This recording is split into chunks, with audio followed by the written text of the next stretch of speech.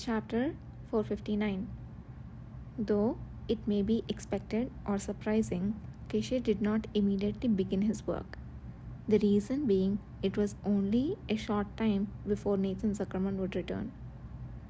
Keshe asked either whether he would prepare for their vacation together while he and his adjutant were checking on his health conditions, or if either needed separate time for preparation. Thinking of his room still covered in flowers, User replied that he would simply change his clothes and come up.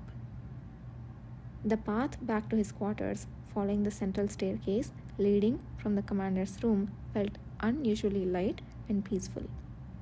Windows carefully placed between the floors were wide open, letting in the last rays of sunlight before the onset of full-blown winter. Usually, the sound of members sweating and grunting in the training ground below would be heard, but today the place was deserted, making it eerily quiet. Entering his room, Either was struck by a mixture of fresh and complicated emotions upon seeing his bags still thrown aside in neglect.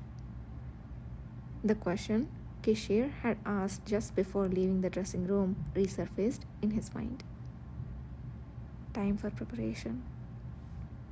Oddly enough, the first time he'd been with Kishir in his previous life, they had also spent about a week together.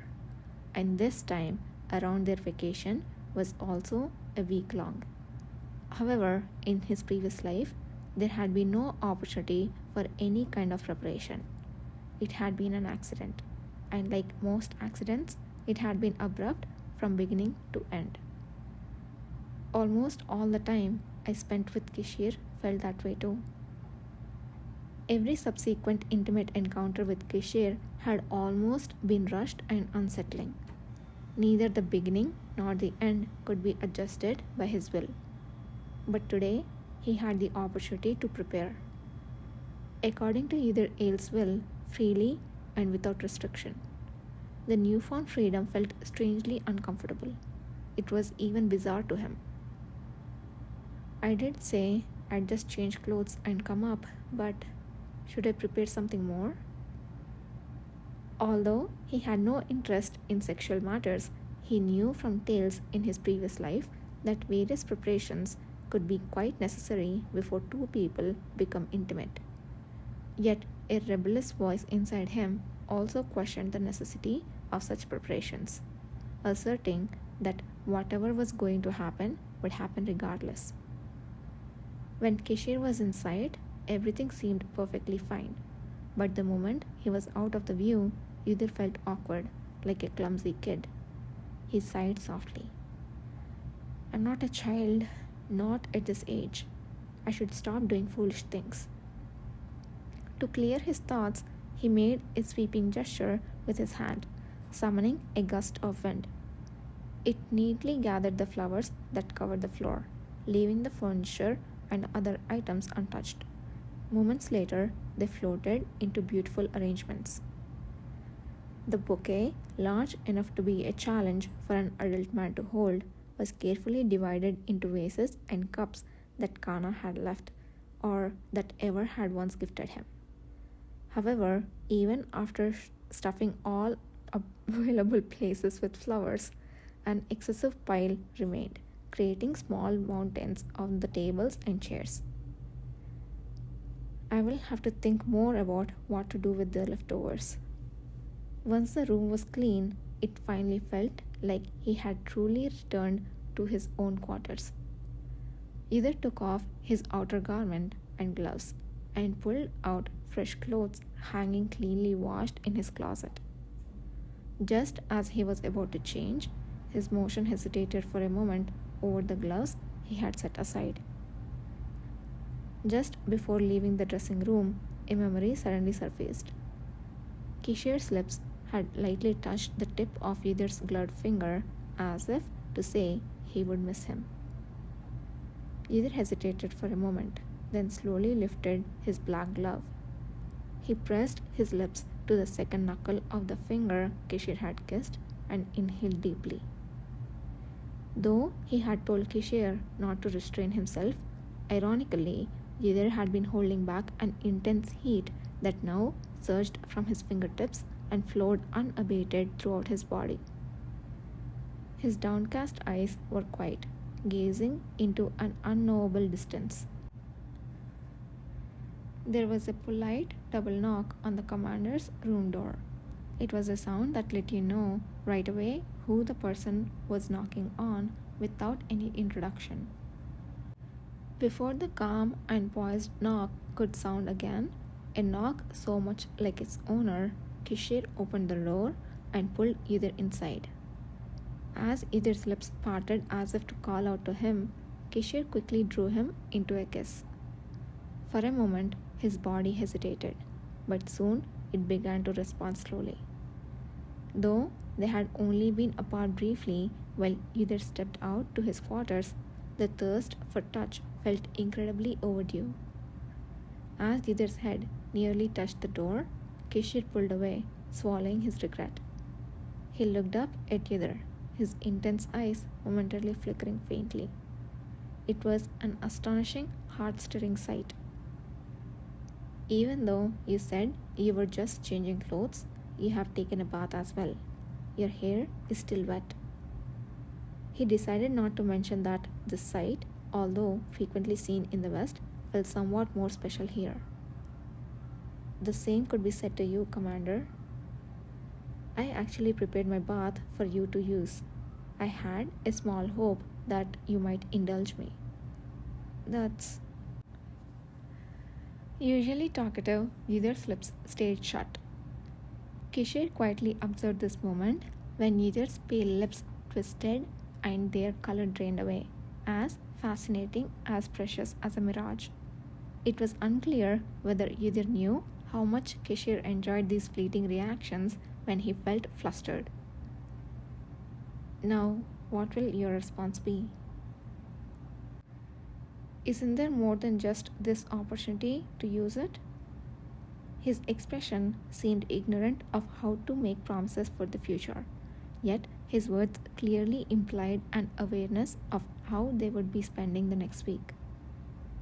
Indeed, it was worth the expectation. That's true.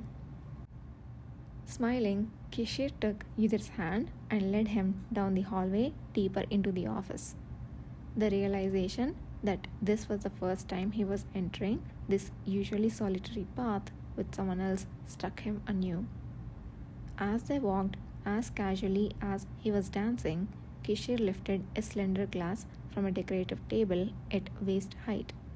Twisting slightly, he placed it in Yether's opposite hand, receiving an inscrutable look in return. Don't worry, it's not alcohol. I also just showered and felt thirsty, so I prepared this drink. The beverage, a blend of tart and sweet fruit syrup mixed with cold water and adorned with flour, shimmered in a faint golden light. Kishir clinked his own identical glass against Yether's and took a sip. Following suit, Yether took a small drink and finally spoke. Did you manage to check on your condition with Zuckerman? I did. It's not clear that the heat period has already returned. The fever is still present but hasn't escalated compared to before, and I have taken some antipyretic medicine. It's fortunate. Yether had momentarily suspected that the heat of the heat period, which had vanished before his touch, might have returned.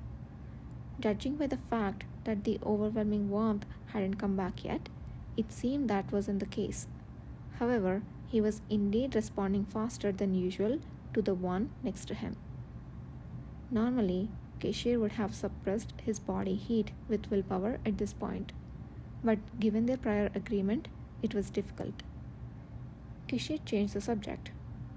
Nathan will be assisting Helem in the capital for the next week. There is a lot to prepare. Upon hearing the detailed explanation, Yether nodded seriously, a gesture so endearing that it involuntarily brought a smile to Kishir's face. He had selectively erased from his memory what kind of look Nathan Zuckerman had given him when following his orders. From the moment he mentioned that he would be spending the next week together with his assistant, the faithful knight seemed to have guessed most of it without needing further explanation. The uncertain expression he wore as he left was conspicuous. Ever since he met Udir a long time ago, Nathan had consistently been cautious of him. Even now, although Nathan clearly recognized that Udir Ale was a trustworthy individual, that last iota of caution never disappeared. Kishir wasn't aware that Udir himself had encouraged this caution. However, he did know that Udir, while aware of this, had tacitly approved. Yet, that was just a tiny part of the many enigmatic facets of his assistant, something Kishir had not yet figured out. At the end of the corridor was a small space where multiple doors could be seen all at once. The bedroom used by the commander was the farthest inside. Almost simultaneously, the two crossed the boundary that Udir Ale had once retreated from without encountering Kishir beyond the door. A sudden electric charge seemed to spark between their interlocked hands. Looking down, Udir appeared to feel the same sensation. His eyes focused on the same spot. How could they know this without uttering a single word? It was a strange and mystical moment, experienced multiple times. Their eyes met almost simultaneously, lifting to do so. The corners of Udir's eyes trembled as if he were angry. As soon as they stepped into the room and set down their glasses, he pulled Kishir toward him. Every time he felt the incredible passion emanating from his seemingly parched body, Kishir experienced emotions so ecstatic they felt lethal. Without a clear initiator, their lips collided. Kishir held Udir's waist to ensure he didn't crash into the furniture, subtly guiding him towards the bed as he shifted their direction. Finally, their intertwined bodies collapsed onto the bed, sinking into the sheets. Brushing back the disheveled black hair from his forehead and over the white sheets with his fingers, Kishir surrendered his entire body to the one who had taken it all.